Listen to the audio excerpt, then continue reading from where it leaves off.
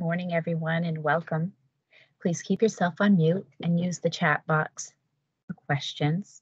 For WIC staff, please work with your supervisors and keep track of your attendance throughout the series.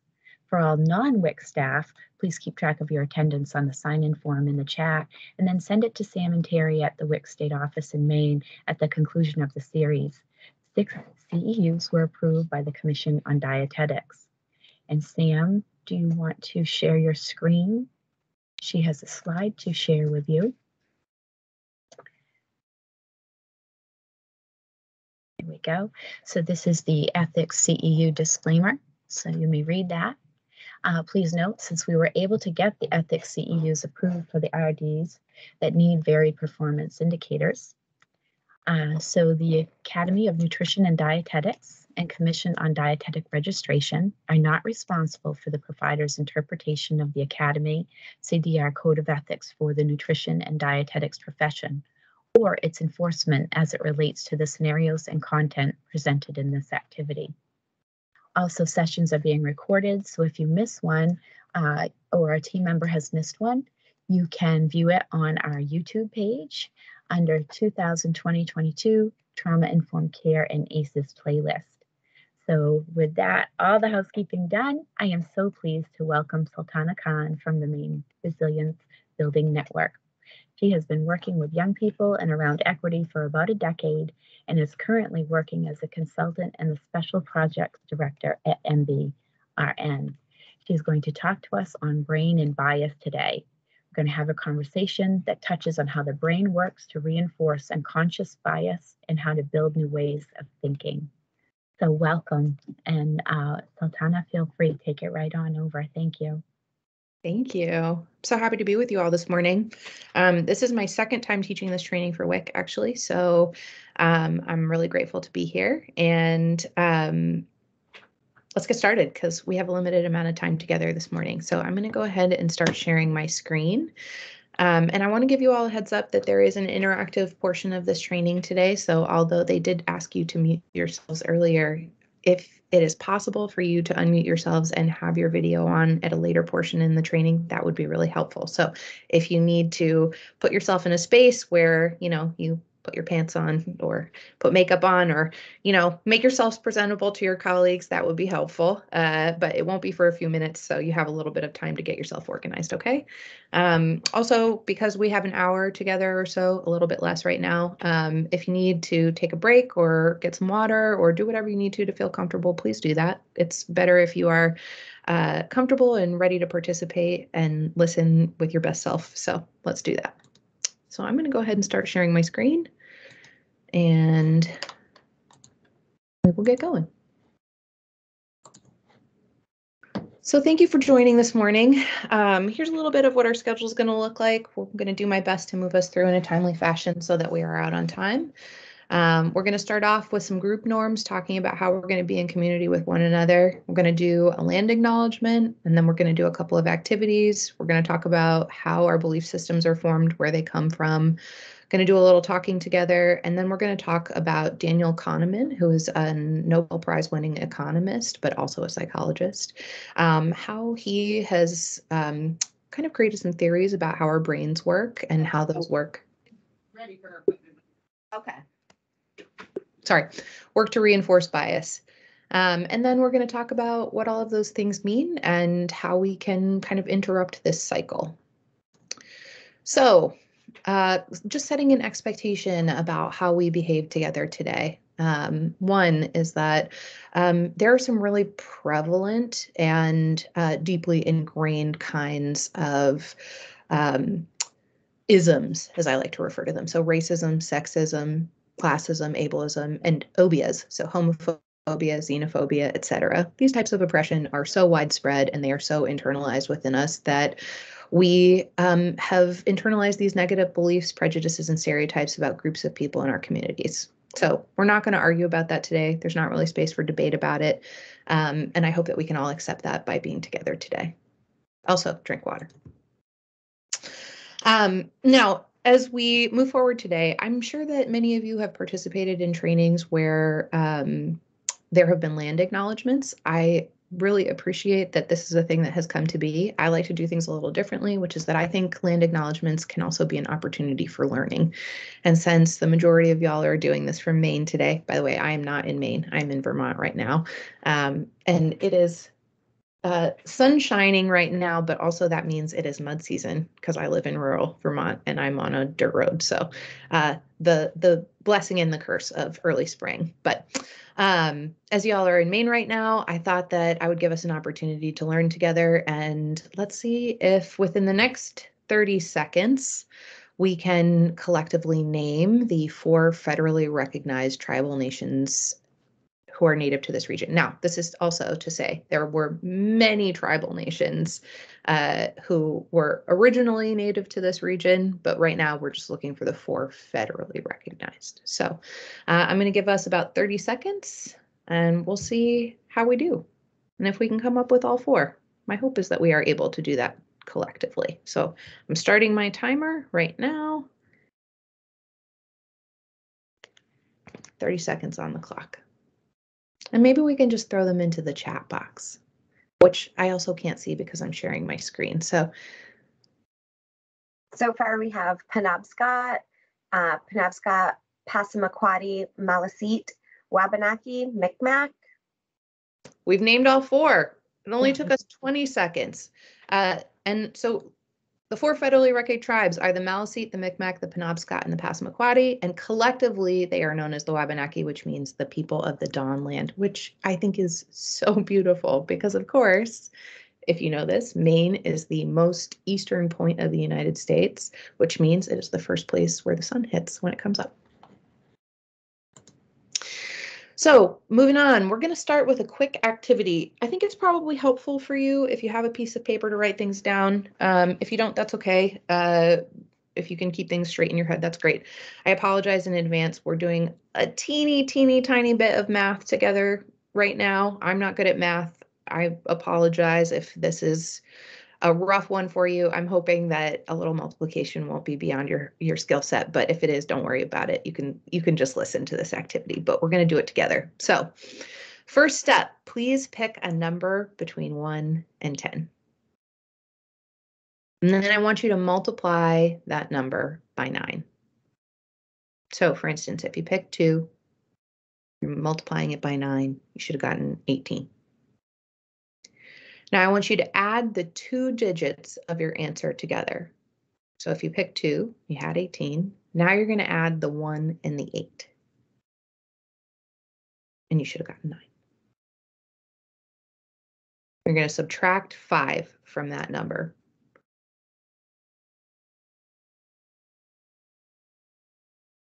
And I want you to identify the letter that corresponds with your number that you currently have right now. So if A was 1, B was 2, etc.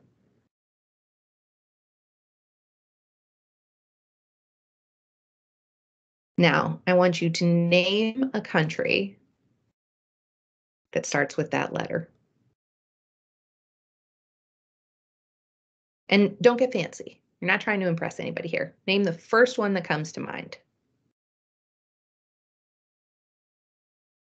Do you want them to put these in the chat? Nope. Just keep it in your mind. Write it down if you need to remember it.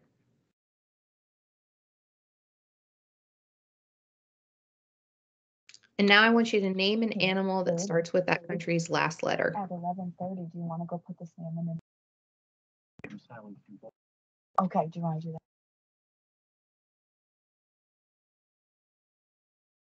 And once you've come up with that animal, last one, I want you to name a fruit that starts with that animal's last letter.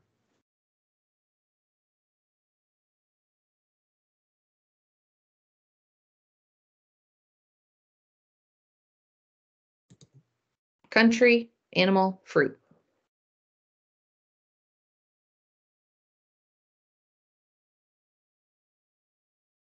All right, I hope collectively we managed to complete the math. We came up with a country, we came up with the animal, we came up with the fruit. Now we're going to do a little test. Would you please now put your answers in the chat box. And let's see how many of you came up with Denmark, kangaroo, or orange.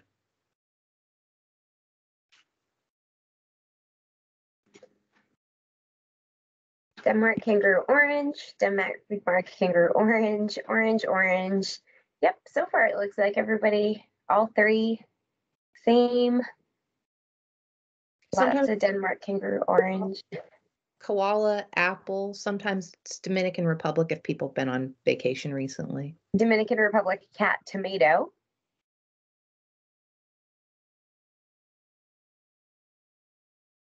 Dominican Republic, Denmark, kangaroo, orange, Denmark, kangaroo, orange.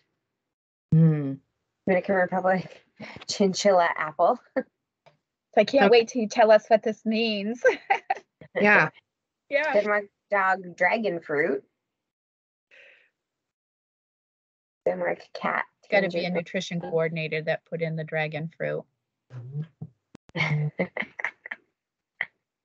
All right. I'm going to stop sharing my screen for a second because I'm actually really interested to hear from all of you if you have any thoughts about this. So if you have a thought about this and you want to unmute yourself, why do you think we had so many of the same answers?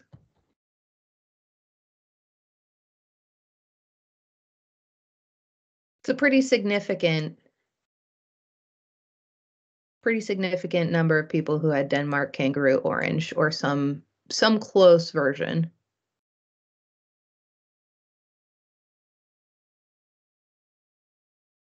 Be brave. I'm sure you all have a theory. Someone has to have a theory. How did we all get 4 as our number? Right? That's how we would get the D. You had to start with D. If you didn't start with D, your math was off. That was a trick. Oh, okay.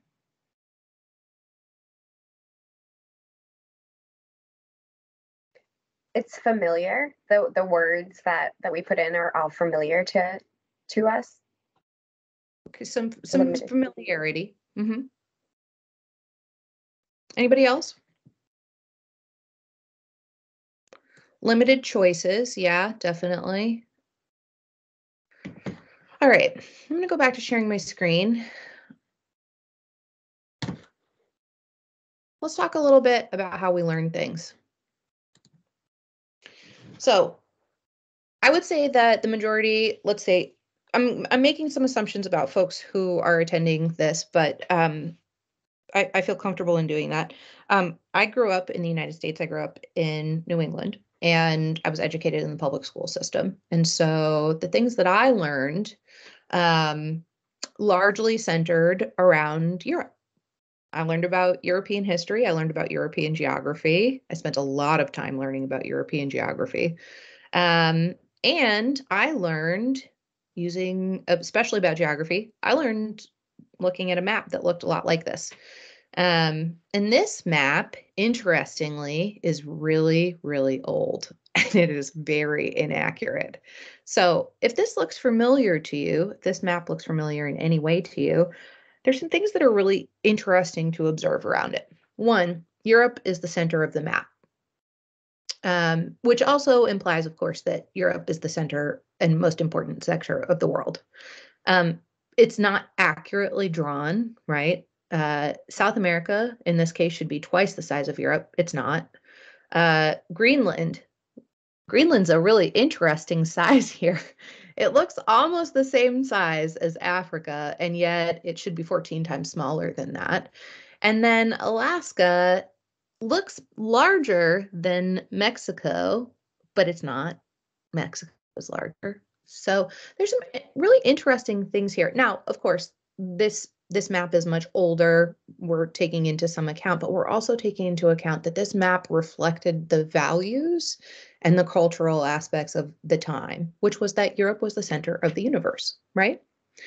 But it also means that even when we knew better, this map was still being used in our educational systems. So, of course, it would make sense that the first place that you would think of would be Denmark, because Denmark is in Europe. And our educational system, if you grew up in the United States and you went to public school, these are the places that you would learn.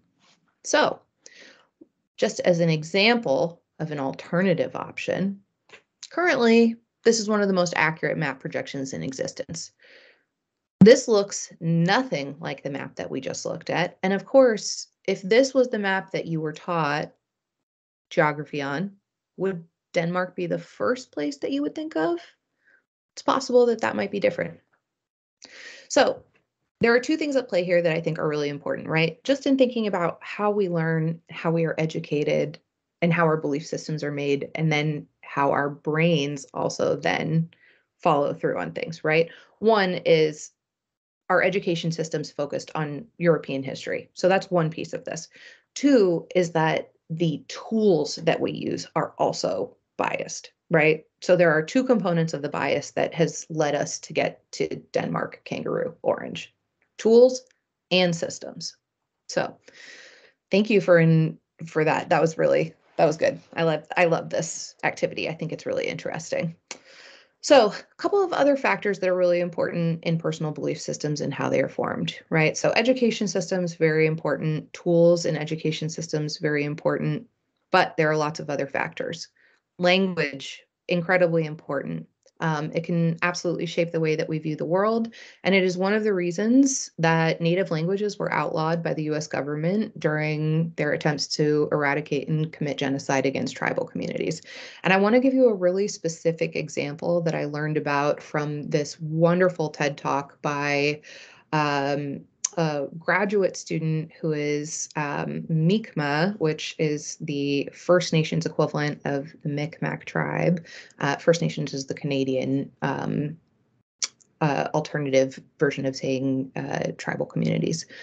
So this graduate student was talking about how translation often does not accurately convey a difference in cultural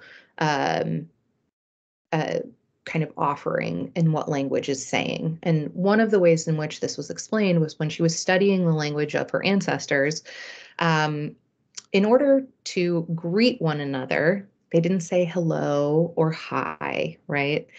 Instead, what they said, so you and I would say, hello, how are you? How was your day? But instead, the traditional greeting of her people was, I will do my best. Now, if what the translation says is hello, good day, as a greeting, you've lost something really important in not saying, I will do my best, right? Language is such an important factor in personal belief systems, but also in culture, right? There's something really important that has been lost in the contract of I'm meeting someone for the first time and I'm saying, I'm going to do my best in whatever interaction we have together. That's a really different sentence than, hi, how are you? It's good to see you. So language, really important in personal belief systems. Culture, shared cultural experience, right? Our culture is very particular. It is incredibly different than many other cultures. We are a culture of incredible individualism. That's very different. I'm half Pakistani. My dad's culture is very communal. Everybody lives together. Everybody's in each other's business all the time. I have a lot of aunties. They know what's happening in my life all the time. They have no personal space or respect for personal business. And that really has deeply impacted my personal belief systems and how I relate to other people. So shared cultural experience, very important in belief systems. Spirituality and religion, these are incredibly important in how we relate to one another and how we think about ourselves, and how we are connected to the past. So another really important factor in personal belief systems. Environment and connection to the land, geography and physical environment, really important. And I want to give a particular example for New Englanders. We are people who live in a really particular and often harsh climate, right?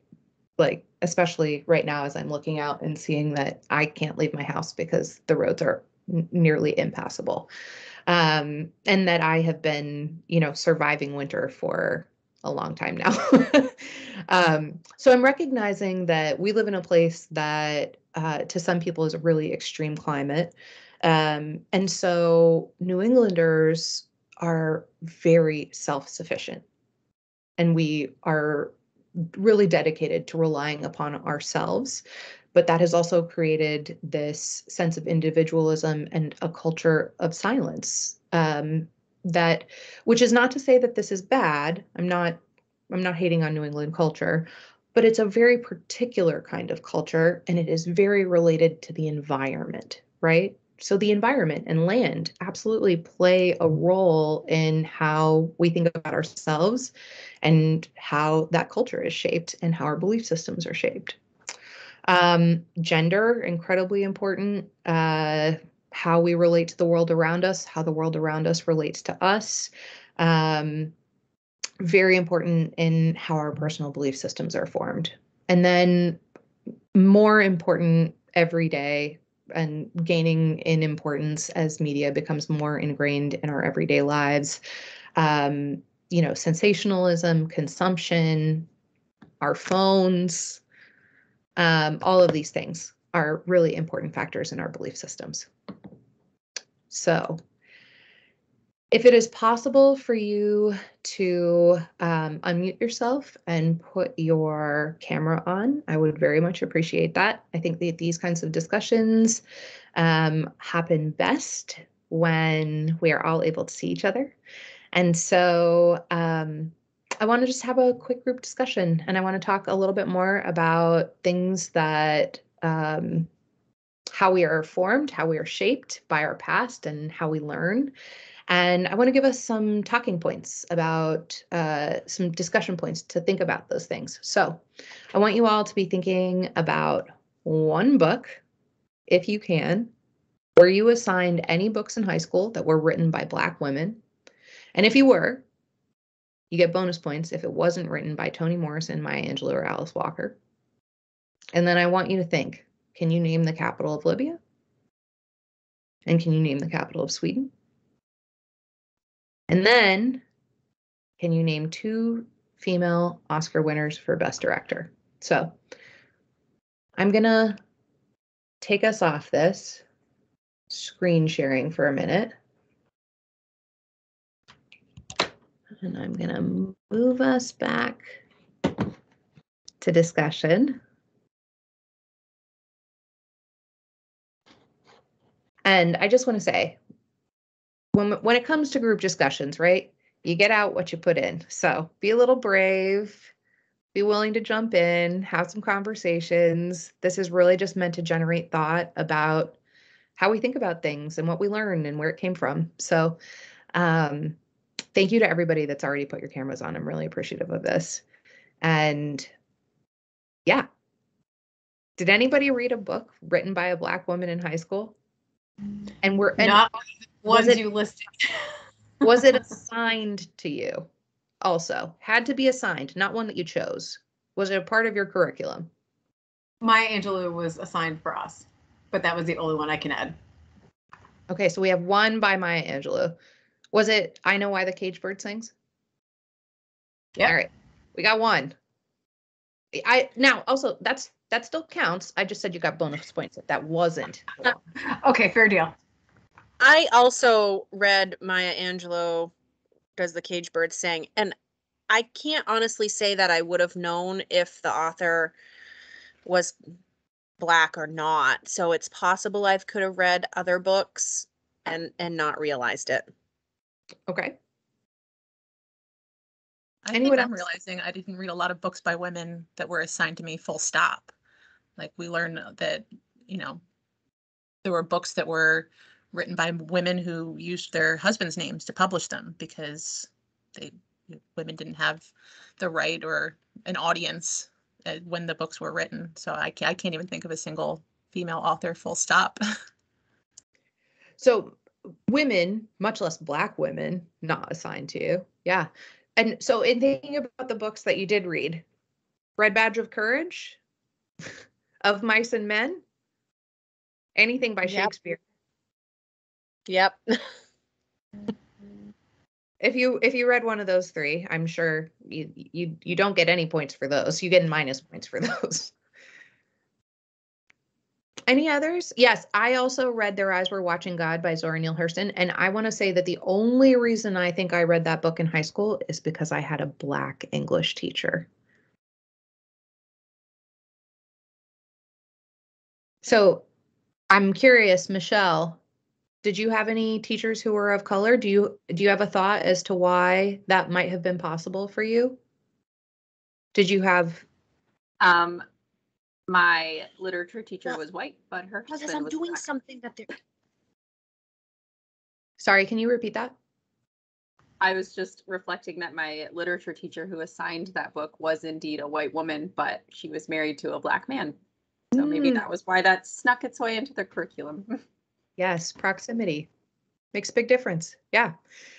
So again, right, like just thinking about how these systems get formed and then how the smallest components of this can change that just by that small shift, right? Is that like often teachers get to make these choices about what the curriculum is that you read. But if teachers don't have access to alternative options, and of course don't think about those things because of their own personal belief systems or their own education systems, they don't know what they don't know. And so why would they assign books by people that they weren't assigned when that was their system, right? Anyone else have any books? And if I also want to say that's 3 people out of this group. That's a lot of silence for not many folks reading books that represented different perspectives, right? That's a lot of older white men dominating the books that you read in high school, which then shaped a lot of belief systems for you.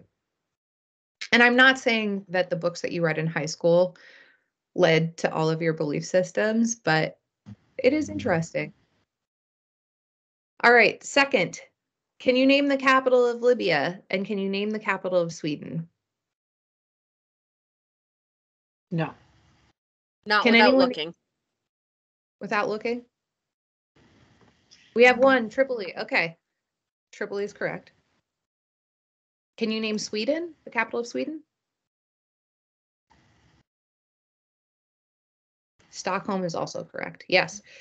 Interestingly, we are currently at war in one of these countries. It's not Sweden, by the way. I find this really interesting, right? Just as a thought exercise and thinking about the things that we know. We currently have an active military presence in Libya, but we are very divorced from the reality of that. And in thinking about what is happening in the world today and the presence that we have and our kind of collective and global perspective, I'm sure everyone knows what's happening in Ukraine, but we are at war in one of these countries, but have no knowledge of it. And so where or why do we not know that? And why is it not important for us to know that? So I could give a response. I would think that we learn to worry about what we can control. And so there's many of that doesn't come, I wouldn't even care who won the Grammy or an Oscar. Like I would never know. So yeah, I guess that's my perspective. I think it's important to note that, I think our global perspective on what is important and the things that we know and how things are portrayed to us, particularly in the media, right? Like we've had a lot of coverage about what's happening in the world in Europe right now, but the United States is not currently involved in that conflict, but we are currently involved in multiple conflicts in other countries. So the last question was if you could name 2 female Best Director winners for the Oscar. Now, I want to say, when I created this training, I did this a year and a half ago. This was a trick question because there had only ever been one. and it was Catherine Bigelow. She won for the Hurt Locker. And then somebody really screwed that up for me by winning again. Another woman, Catherine Zhao, won last year. So this was a trick question, but I'm thrilled that another woman has now won for Best Director. But again, only one woman had ever won for Best Director until last year, when a second woman won for Best Director at the Oscars. So in thinking about representation, and I think Catherine Bigelow, I just want to say also, in thinking about representation and thinking about bias, the thing that I remember about Catherine Bigelow winning, and I don't know if any of the rest of you will also remember this, Catherine Bigelow won for The Hurt Locker, which was a movie about war. But what I remember about Catherine Bigelow and the coverage of Catherine Bigelow winning is that her ex-husband is James Cameron. That's the thing that I remember about the coverage. I couldn't tell you which war The Hurt Locker is about, and in fact, I don't think I ever saw it. But I do remember that Catherine Bigelow used to be married to James Cameron, because that came up in almost every feature that was written about it. So just thinking about how we talk about things and how things are portrayed to us, and the ways in which we are conditioned, the ways in which information is presented to us, the ways in which we also have been trained to be less critical thinkers about how information is given to us. And so part of developing strategies to interrupt these kinds of bias is developing critical thinking skills about how information is presented, what information we might be lacking, and where that information is coming from.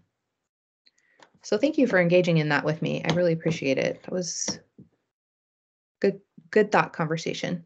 I'm going to go back to sharing my screen. You are welcome to turn your videos off. I appreciate it. Thank you.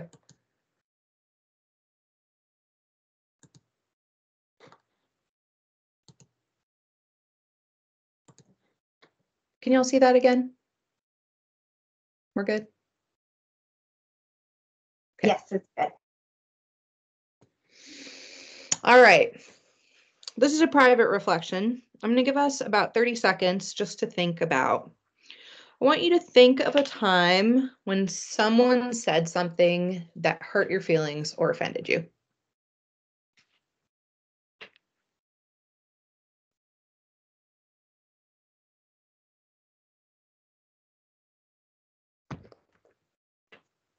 And I'm actually maybe going to give us a little less time than that. Maybe 15 seconds. Hurt your feelings or offended you. Now I want you to think of a time when someone gave you a really meaningful compliment. It'll give us about the same amount of time, 15 seconds.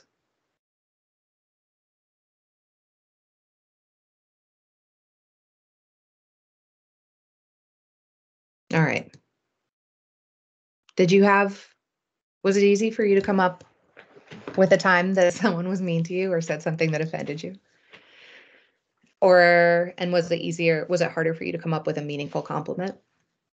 And if it was, which it should have been, that's because our brains are absolutely hardwired to remember negative stimuli. And it is really important for us to remember this, right? It is not that you are a negative person. It is not that you are inclined to negativity. It is that your brain, as a biological imperative, remembers negative things because that helps keep you safe, right? So it's called negativity bias. And it means that we tend to remember traumatic experiences more than we remember positive ones. We recall insults more than we remember praise. It also means that we have physical responses. So that's also really important for us to remember, right? That we have strong physical and mental reactions to negative experiences. And that when we live in our bodies, we have two responses, right? We live in our bodies. We have a negative response, both mentally and physically. That tends to reinforce those kinds of memories.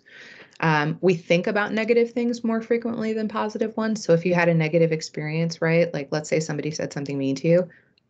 Are you rethinking it? Thinking about what you could have said in response over and over again? Yes.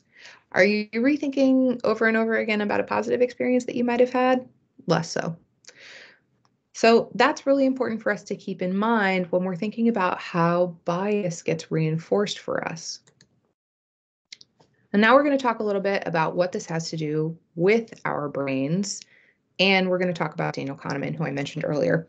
So Daniel Kahneman is a Nobel Prize winning economist, but he is also, I believe, a psychologist. And he has done some work to create some theories. And I also just want to say, this work is constantly evolving. So what I say today, they may have different theories that come out 5 years down the road that says everything that I'm talking about today is, I wouldn't say trash, but there may be some new information that we have. So take everything that I'm saying with a grain of salt and use what works for you. Think about this in the astrology mentality, right? Use what works for you, leave what doesn't. So Daniel Kahneman says that we essentially have two systems that are working in our brain. So system one brain is that fast, intuitive, emotional, unconscious, like this is the brain that keeps you alive. If you're walking down the street, you're talking on your phone, you're chewing gum, and you're about to jaywalk and you see a car coming, this is the brain that's kind of organizing all of that information. It's saying, hey, ding dong, don't step into the street right now. There's a car coming. Even though you're talking to your mom and maybe your mom is telling you about something that is happening later on in the week that requires you to think about your calendar. That's system one brain, right? That's doing all of the surface level looking, and it's really emotional, and it's unconscious, and it requires us to use a lot of kind of our subconscious thinking. So all of the things that get reinforced by our belief systems, by our education, by our environment, by our negativity bias, system one brain is using all those things to keep us alive. It doesn't have any self-awareness. System one brain. System two brain is that slow, deliberate, conscious mind. This is the abstract concept brain. This is if I say to you, hey, what's 13 times 427? You have to stop and think about that for a second, unless you're really good at math, which congratulations, I am not. Wow, amazing. I think you're a genius. But it requires you to do something different. It requires you to think back and say, okay, I know how to do this. I learned this. Here's the process that I have to go through. I'm going to call in a couple of things that I know. I'm going to carry this. Okay. This brain, it's a rational brain. It's thinking. It's really aware. And it is skeptical. It is asking for you to ask critical questions. It is, it's got some questions about what's happening right now. And it's controlled, right? So system one brain is the one that fills in the end of the sentence or is able to finish lyrics for you while you're singing.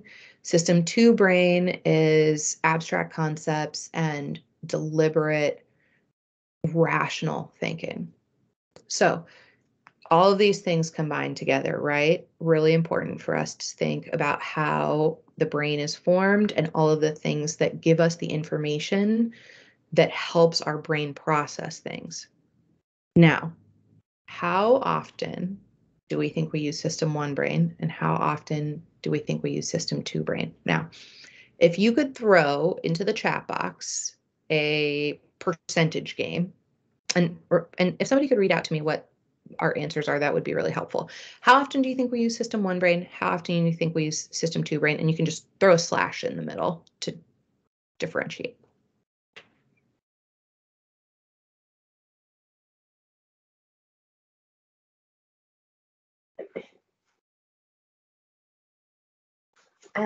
We have an answer of 97 and 3. 97, 3. 80, 20. Got some 80, 20. 40, 60.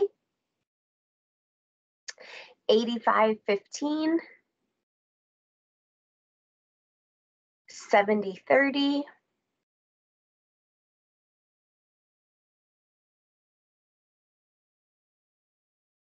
95, 5. All right. Thank you. These are all good guesses. Really 90, 10. appreciate it. 75-25. Sorry about that.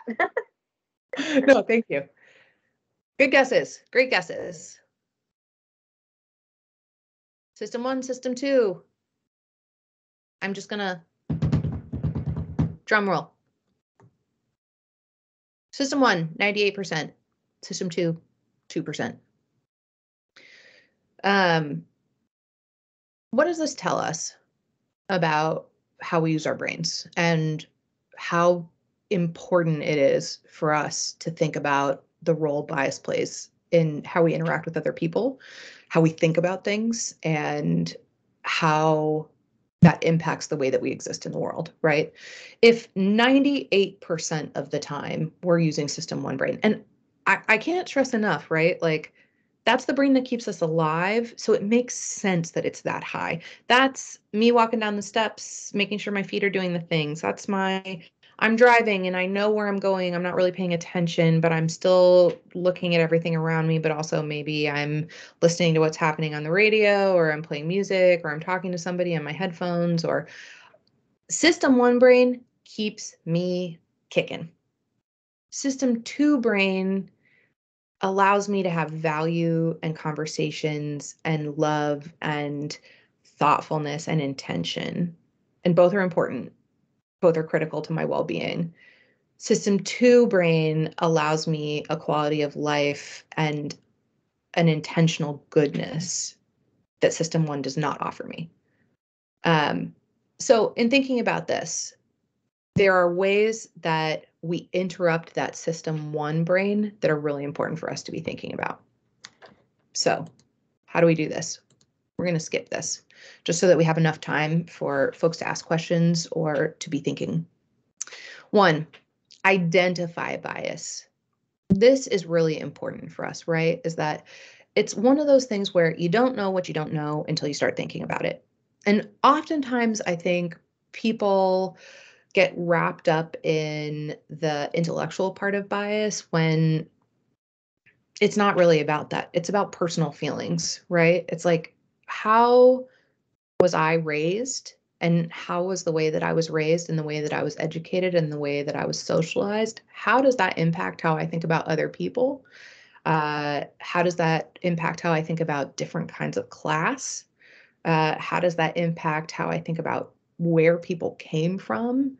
And I think asking questions is really one of the best ways to do that, right? Is that, do I think a certain thing about different kinds of people? That's one good way to start identifying those biases. 2, pay attention to language. Do you make generalizations? Do you have stereotypes that creep into your words? These are really important ways to be mindful of what you say and how you say it. I'm still learning.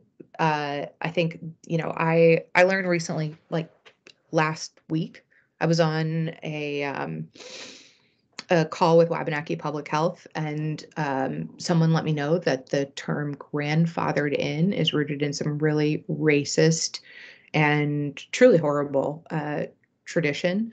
I didn't know that, but somebody was so kind enough to let me know that that's not a phrase that I should use anymore. So I'm not going to use it, and I'm going to do my best not to use it. I'm sure that I will make mistakes with that, and then I'm not going to beat myself up over it. I'm just going to say, oh, I don't want to use that anymore. I'm going to have to remind myself. That's system 2 brain, right?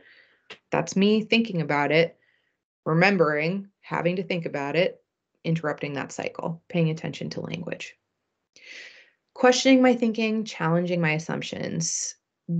This is a helpful thought exercise often for me, which is that if I'm in a situation where I have a belief or a feeling about somebody, I change the race, gender, class about somebody and ask myself the same question. If I would not feel the same way, that tells me that there is bias at play. So if I'm, for instance, having conflict or having an altercation with somebody, and I say, okay, would I feel the same way if this person was white? Would I feel the same way if this person had nicer clothes? Would I feel the same way if this person was well educated?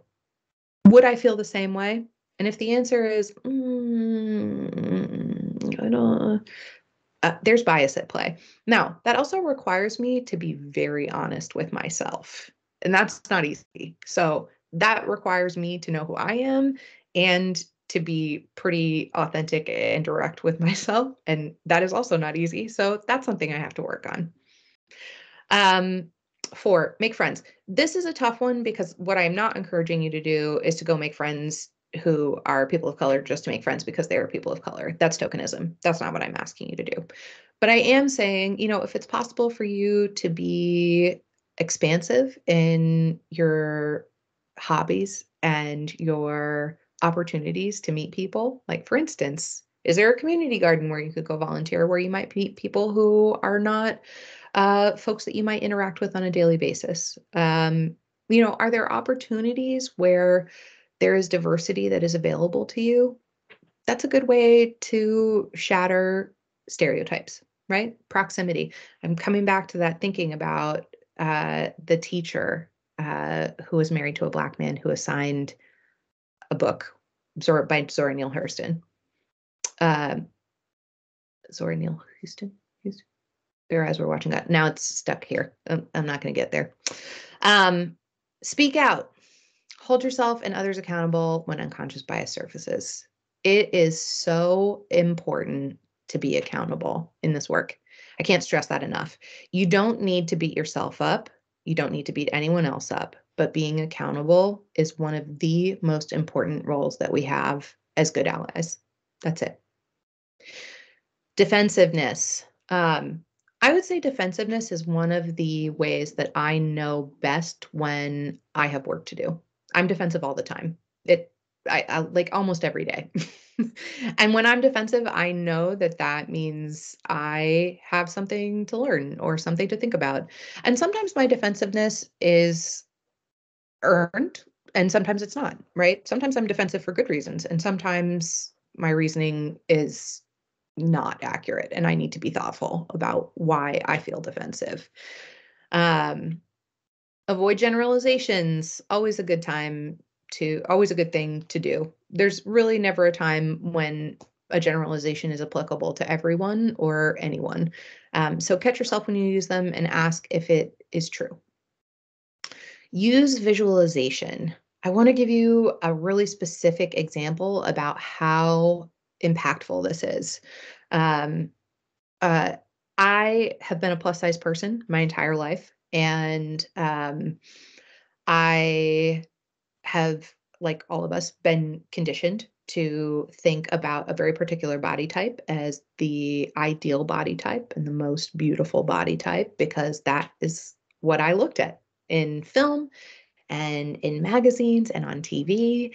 And I did a thought exercise for myself a few years ago where I started an Instagram account for myself where I only followed plus size models. That was it.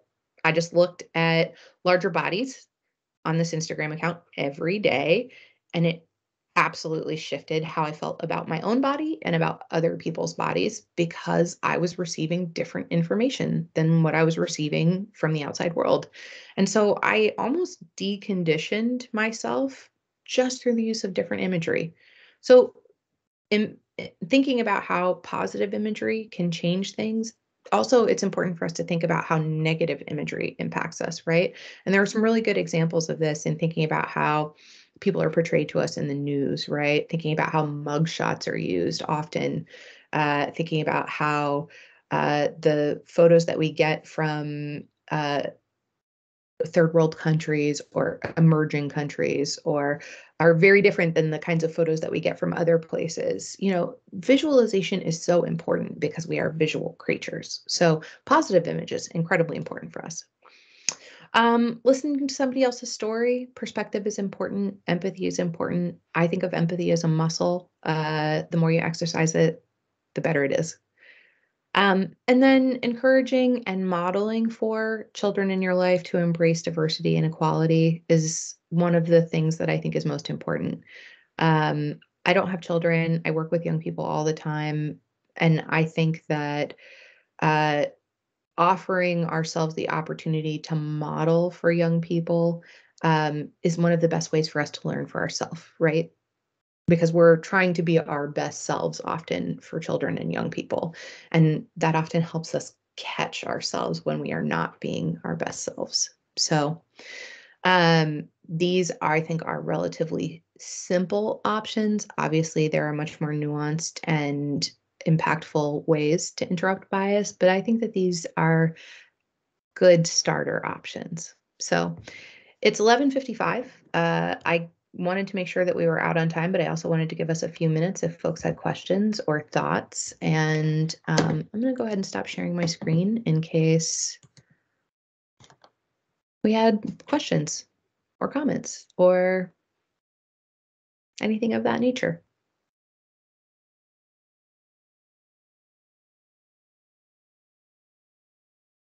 And if we don't, that's okay too.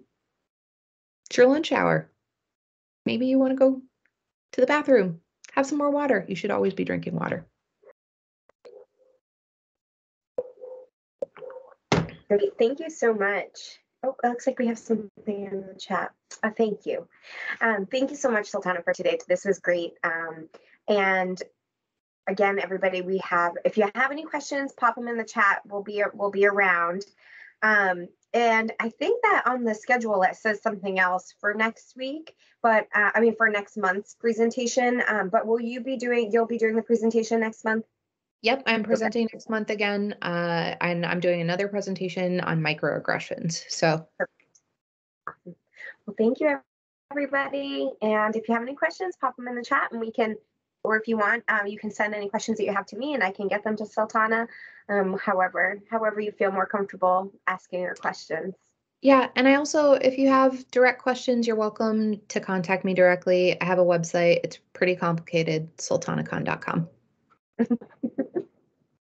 Perfect. Thanks, everyone. Thank you.